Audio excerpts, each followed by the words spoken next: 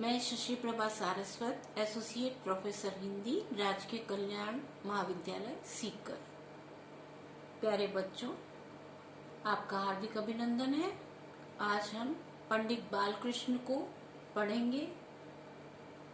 साहित्य जन समूह के हृदय का विकास है। पिछले वीडियो में भी हम कुछ व्याख्याएं कर चुके हैं। उसी क्रम को आगे बढ़ाते हुए अगली व्याख्या करते हैं। अवतरण है हमारा। एक बार महात्मा ईसा एक सुकुमार मती बालक को अपनी गोद में बैठाकर अपने शिष्यों की ओर इशारा करके बोले कि जो कोई छोटे बालकों के समान भोला न बने, उसका स्वर्ग के राज्य में कुछ अधिकार नहीं है। हम भी कहते हैं, जो सुकुमार चित वेदभाषी इन आर्यों की तरह पद पद में ईश्वर का भय रख प्राकृतिक पदार्थों के सौंदर्य पर मोहित हो, बालकों के समान सरल मति नहीं हो, उसका स्वर्ग के राज्य में प्रवेश करना अति दुष्कर है। प्रसंग में हम चर्चा करेंगे। पंडित बालकृष्ण भट्ट जी ने साहित्य जन समूह के हृदय का विकास है नामक निबंध लिखा है। इस अवतरण में भट्ट जी ने आर्यों की निश्चल बुद्धि द्वारा प्राकृतिक पदार्थों में ईश्वरीय तत्व देखने का वर्णन किया है।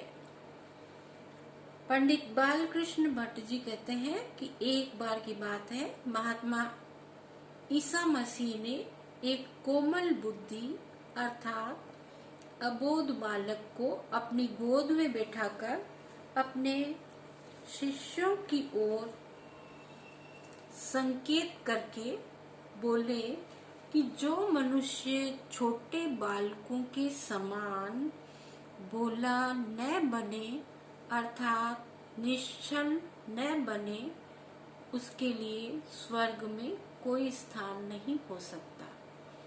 ईश्वर का सानिध्य अर्थात ईश्वर की समीपता उसी प्राणी को प्राप्त हो सकती है जिसका चित्त सुकुमार मति बालक के समान छल कपट से रहित हो। जिस व्यक्ति में छल कपट नहीं है, उसी व्यक्ति को, उस निश्चल व्यक्ति को ही प्रभु के दर्शन हो सकते हैं। ईसा मसीह के विचारों के समान ही हम भी कहते हैं कि जो मनुष्य सुकुमार चित्त वाले इन वेद मंत्रों का गान करने वाले आर्यों के समान कदम कदम पर ईश्वर का भय रखकर प्राकृतिक पदार्थों की सुंदरता पर रीझता हो तथा बालक के समान कोमल बुद्धि न रखता हो, जो छल कपट से कोसों दूर न रहता हो, ऐसे मनुष्य का स्वर्ग के राज्य में प्रवेश अत्यंत कठिन है। कुछ क्लिष्ट शब्द आए हैं इसमें हमारे, उनके अर्थ कर लेते हैं।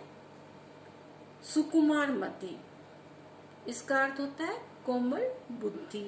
वेदभाषी, वेदों के रचनाकार अर्थात वेद मंत्रों को बोलने वाले।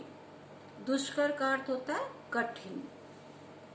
विशेष संदर्भ में हम लेंगे पंडित बालकृष्ण भट्ट ने वैदिक कालीन आर्यों की निश्चल भावना का वर्णन करते हुए बताया है कि वर्तमान कालिक मनुष्य के समान छल कपट और दंभ से परिपूर्ण मनुष्य को ईश्वर की प्राप्ति होना बहुत ही कठिन है। बहुत बहुत धन्यवाद।